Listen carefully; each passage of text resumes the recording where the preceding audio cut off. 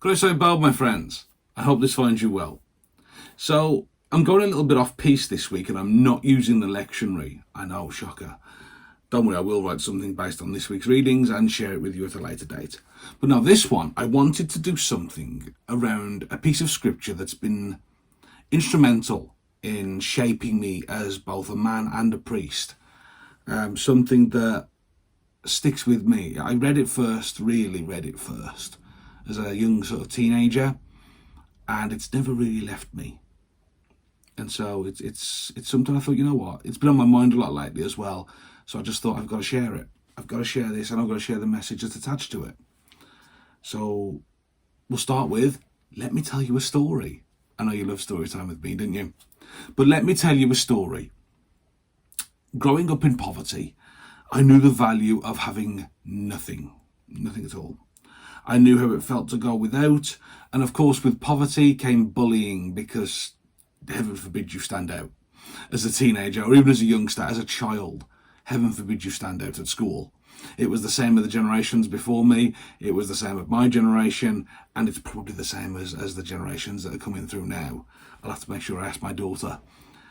But you didn't dare be different, and if you were, you got picked on. And I was different, I was poor. And so I got bullied. And over time, this made me angry, violent, with a hair trigger, as we talked about before. But one day, I was in the library. I think I'd been kicked out of my lesson, if I'm honest. I was in the library and I was just flicking through books, really, looking for something to read. And books, for anybody who's younger watching this, they're those things with paper that do this. I'm joking. But I was in the library and I was looking for something to read, and I happened to spot an old Bible sat on one of the shelves, and I thought, I hadn't really spoken to God for years at that point, but I thought, okay. So I took it off the shelf, and it was this big old Bible, and it sort of fell open at the right page. It just sort of fell open in my hand, and it fell open to the Gospel of Matthew. Now, Matthew, not my favourite Gospel. I don't dislike it. It's not my favourite, but there we are. But it fell open at Matthew 25, 35 to 41, which of course I always chuck in the scriptures, don't worry. In the scriptures, in the description. I don't get to write scripture. But the scripture was open in front of me at 25, 35 to 41. And there are a few key words from that passage that absolutely leapt off the page at me. For whatever you did to the least of my brothers, you did unto me. It was an old Bible. I think it was a King James version. And this wasn't the moment that I absolutely turned it all around and gave myself to Christ once and for all. No, not at all. But it was a massive milestone. Because in reading those words, I resolved to start walking with the friendless a little more. I knew what it felt like to be on the outside. And I realised I had power to change that. And so I did. I started walking with the friendless a little bit. I started sharing what little I had with those who had nothing. If I saw someone sitting alone in the cafeteria, in the lunchroom, I'd go sit with them. If I knew someone in need, I'd do what I could to help. And my friends, that message, that call from scripture, that whatever you do to the least of my brothers and sisters, you do to me, that's a rallying cry for us even today in 2023. It's here now. We may or may not be aware that there are massive divisions in society. Massive divisions. There are divisions not just in the Christian church, although that's pretty big lately. But no, there's divisions between ethnicity, sexuality, gender identity, socioeconomic status, ability levels. You know, we only need to turn on the television. We only need to doom scroll Facebook a little bit. We only need to pick up a newspaper while they still exist to see that these divisions all around us are everywhere. Everywhere. And it's a sad fact, my friends, that division brings disparity. What I'm trying to say is division brings the haves and the have-nots. And I'll share with you another story, two in one day. I know, shocking. But I recently did a training course, and on this training course, there was that exercise whereby, and I'm sure you know the one, you all stand in a line, and the instructor shouts, if you're male, take 4 steps forward, or whatever.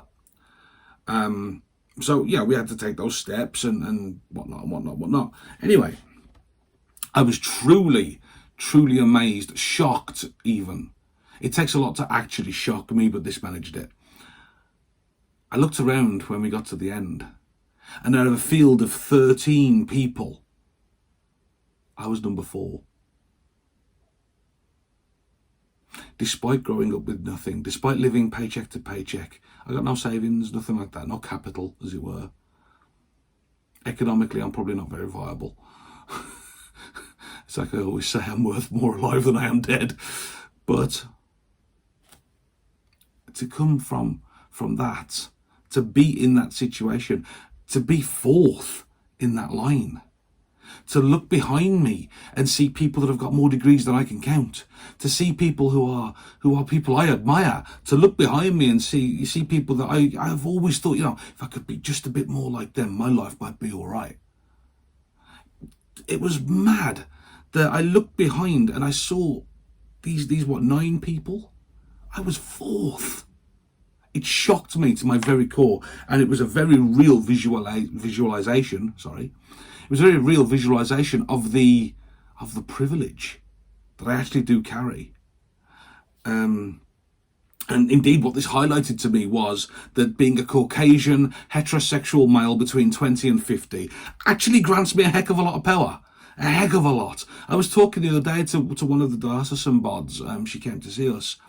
And I mentioned to her, I said, it's every now and again I need reminding that as a Caucasian male of a certain age and a certain sort of marriage status, I am listened to. And it's mad because I still identify with the have-nots. I still identify with being that poor kid. I still identify with having this accent, But my point is, my friends, that every single one of us, you, me, everybody watching this, will have an element of power. Now, see, I came 4th in that. Had I not got my disability, I may have even actually come further. I may have been in the top 3, but for the fact that I do carry a disability.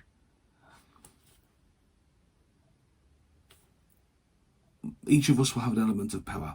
Each of us will have that moment, that person, that group that we could speak out for. Each of us will have an obligation placed upon us in that passage of scripture. For whatever you did to the least of my brothers and sisters, you did to me. Now, I don't know about you guys, but I would never deny Jesus a meal. I don't know about you guys, but I would never tell him, that he's cold and naked, oh, well, go away. But we see it all the time. All the time. My friends, the scripture encourages us to take a stand, to be Christ-like in how we defend, how we nurture, how we encourage, affirm and empower our brothers and sisters. You see, being that shield, being that voice for someone who ordinarily would not have a voice, it's not easy. It's not easy at all. In fact, sometimes, you know what? It's a long, it's a hard, and it's a damn lonely road. Sometimes. Actually, quite often, if we're honest. But my friends, Jesus never said it would be easy. He just said it would be worth it. And he said he would walk alongside us every single step. That was the promise he gave us. It wouldn't be easy. He never said it would be. He said, you know what? I will walk with you. Every step you take, I will be right beside you. That's the promise he gives us. However hard it gets, he never walks away. And so, my friends, my rallying cry really, based on this scripture, is this. Let's feed the hungry.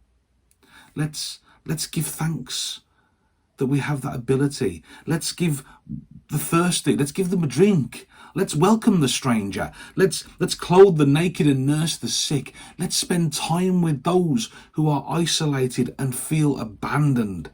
And let's do it not just for brownie points. Don't do it for the pat on the head. Don't do it for people to say, oh, wow, he's amazing, or she's really good at that. There's nothing I hate more than when you see these influencers, and I say this in buddies, because I don't believe that's a real job title, influencers You see them, they take a pizza slice or they take a meal deal from Greg's or something and they hand it to a homeless person, but they film themselves doing it. Just give him the damn sandwich. Because it's the right thing to do. That's why we do these things. Don't do it for brownie points. Don't do it for a pat on the head. Pat on the head. Do it because it's the right thing to do. Now, we also come at this sometimes from the other side of things. And my friends, we have to be humble enough to accept those gifts when we are the ones in need. To accept our brothers and sisters shepherding us. To accept our brothers and sisters feeding us, giving us drink, clothing us, sheltering us, nursing us, and visiting us. None of us are immune. Nobody, not you, not me, nobody, none of us are immune from sometimes needing that hand. And that's the fact, my friends. Because at the end of it all, when it all comes down to it, each of us is a beloved child of God. And in that, we have a duty to watch over each other, to live in love and fellowship. And as Jesus commanded, my friends, never forget this: love one another as I have loved you. God bless, my friends, and take care.